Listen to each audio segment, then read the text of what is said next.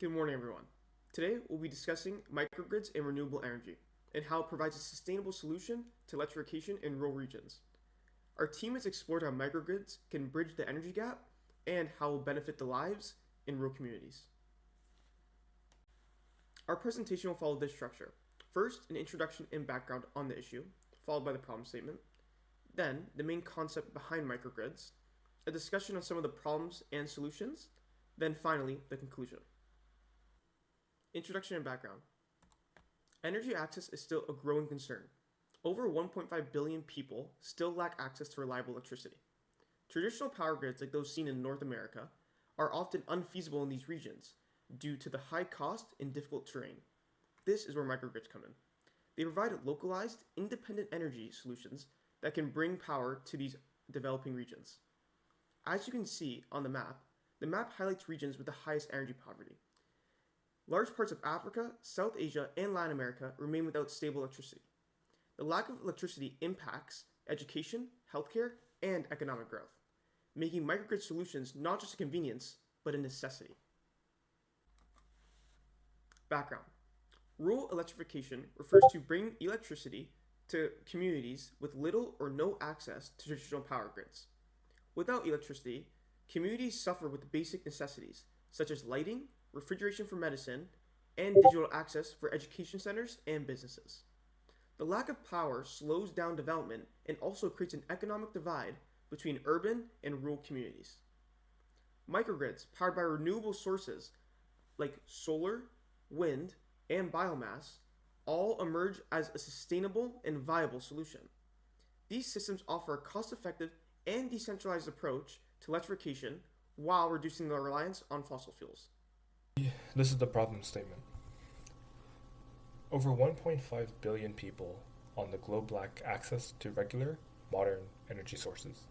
Primarily in rural and emerging regions, traditional centralized power grids are often not feasible in these locations due to cost, infrastructure limitations, and other factors. This report analyzes whether microgrids, small, self-sufficient power systems on the basis of renewable energy and intelligent technologies can be a viable and feasible solution for curbing the global energy poverty. Moving on to main topics by me. So the main ideas of microgrids are energy generation, energy storage, and AI and smart systems. So for energy generation, we have wind turbines, which rely on wind, solar photovoltaic energy, which rely on the sun, so it can only be used in the daytime, and biomass generators. So for energy storage, we have the most common one, which is lithium-ion batteries, which is very high energy density, however, it comes at a large cost. Flow batteries, which stores power in electrolyte solutions, and hydro pump storage, which relies on the potential energy gain from the elevation through land, and is able to store and be able to distribute later. And lastly, we have AI and smart systems, which basically relies on the implementation of AI to predict and monitor the usage and output of the energy, and is able to predict and kind of make real-time changes to make it more efficient.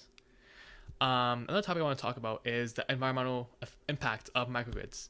So since microgrid relies on wind turbines and solar energy, it is less it has less environmental impacts compared to fossil fuels, and it has less carbon emission. Moving on to solutions. Microgrids are small independent energy systems that work without a central grid, making them perfect for remote areas. They offer a reliable power source and keep essential services like healthcare and schools running even during outages or disasters. Hi, this is Nasreddeen, a second-year mechanical engineering student.